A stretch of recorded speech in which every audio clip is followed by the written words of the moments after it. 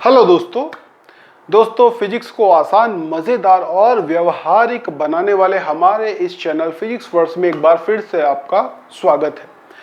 दोस्तों हमारी जो यूनिट स्टार्ट हो चुकी है मूविंग चार्ज और मैग्नेटिज्म, इलेक्ट्रोमैग्नेटिज्म की एक बहुत ही सुंदर श्रृंखला जिसके बारे में आपको पता होना चाहिए, हर एग्ज़ाम की दृष्टि से इम्पॉर्टेंट और बहुत ही इंटरेस्टिंग।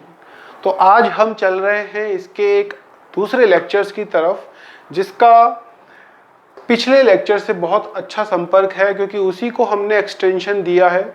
बायो-सावर्ट और फाइनाइट लेंथ की वजह से, बायो-सावर्ट तो एक नॉर्मल किसी भी लेंथ के लिए आपको मैग्नेटिक फील्ड बताता है किसी r डिस्टेंस पर, और उसी वायर को अगर हम फाइनाइट लेंथ पर अगर हम देखना चाहें magnetic field at a distance perpendicular distance a at a point P, तो उसके लिए हमने एक न्यूमेरिक एक्सप्रेशन आपको कराया था। तो उसी का एक्सटेंशन आज हम इस लेक्चर में करने जा रहे हैं, जो कि न्यूमेरिकल की दृष्टि से बहुत इंपॉर्टेंट है, आता है।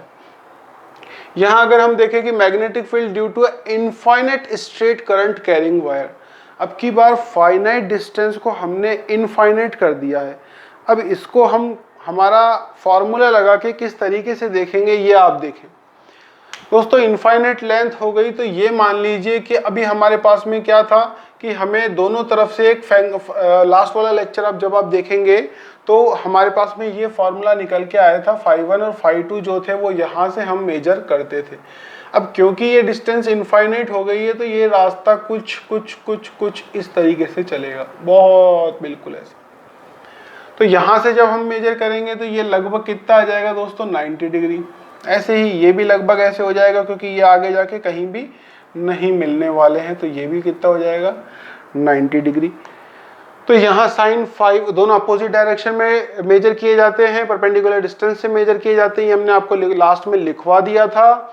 तो φ1 की वैल्यू भी 90 डिग्री, φ2 की वैल्यू भी 90 डिग्री, दोनों मिलके हो गए 2।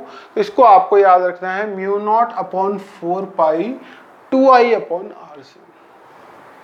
वहीं दूसरी तरफ अगर हम बात करें सेमी इनफाइनाइट वायर के लिए, यानी कि एक तरफ इनफाइनाइट लेंथ लिए हुए है, दूसरी तरफ लेंथ फिक्स कर दी गई है।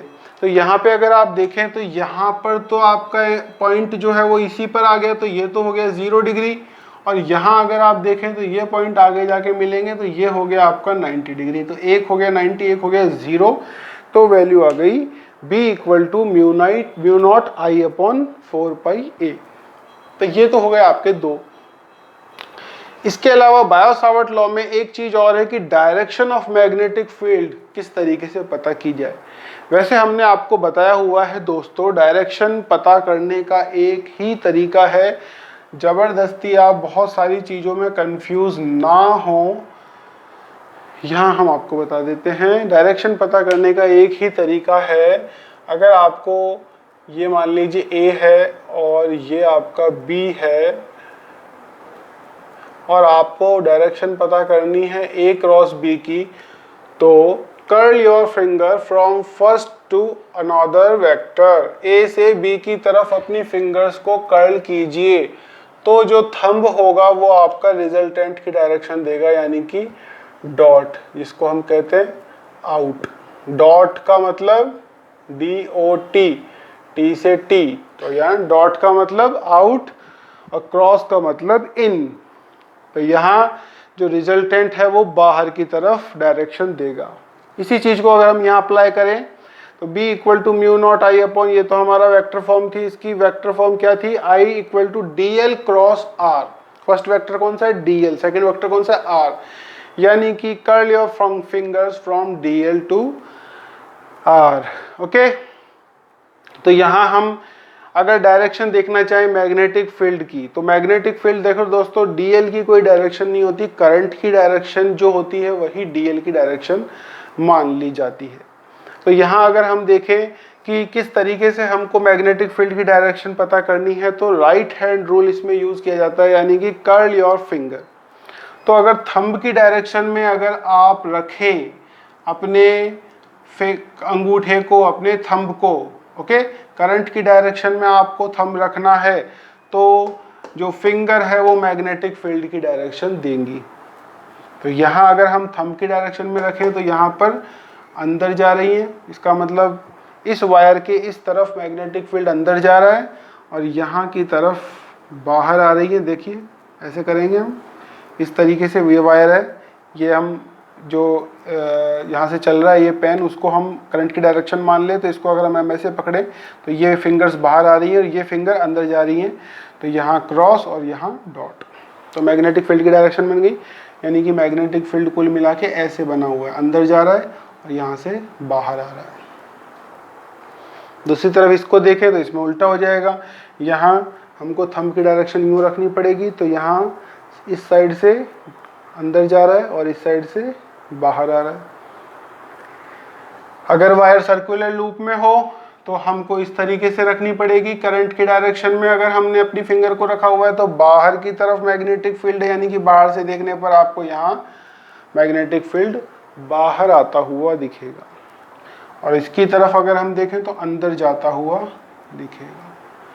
तो इस तरीके से ये क्या है, हमको जोड़ने में और घटाने में हमको हेल्प करेगा, क्योंकि अगर मैग्नेटिक फील्ड की डायरेक्शन सेम है तो आपको मैग्नेटिक फील्ड को जोड़ते जाना है, और अगर मैग्नेटिक फील्ड की डायरेक्शन जो है वो अपोजिट आ रही है तो आपको नेट में से कम करते जाना है। तो इस तरीके का आपका न्यूमेरिकल को सॉल्व करते समय रहेगा। न्यूमेरिकल की जो हम प्रैक्टिस करेंगे तो वहाँ आपको हम इसके बारे में अच्छे से बताएंगे।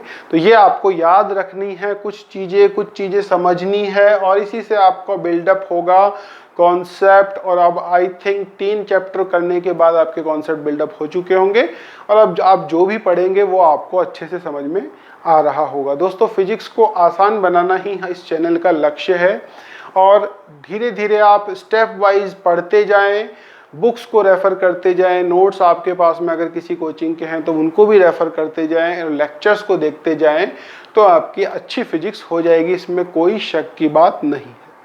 बस आपको कंटिन्यूटी मेंटेन करनी है। अभी जो जेईई मेंस का रिजल्ट आया है उसमें भी हमने यही देखा है कि जिन स्टूडेंट्स ने रिवीजन ज़्यादा किया उनके मार्क्स अच्छे आए हैं, इसमें कोई शक नहीं है। More you will revise and more you will score, इसमें कोई शक नहीं है। आप किसी भी चीज़ को अच्छे से एक बार पढ़ेंगे और उसको थोड़े कम अच्छे से 3 बार पढ़ेंगे तो 3 बार पढ़ने वाला स्टूडेंट्स ज़्यादा अच्छा रिजल्ट देगा। इस एग्ज़ाम का यही पैटर्न है। ओके, तो आपको चीज़ें बार बार पढ़नी है। एटलीस्ट 10 रिवीजन करके आप नीट और जेईई के एग्ज़ाम में जाएं।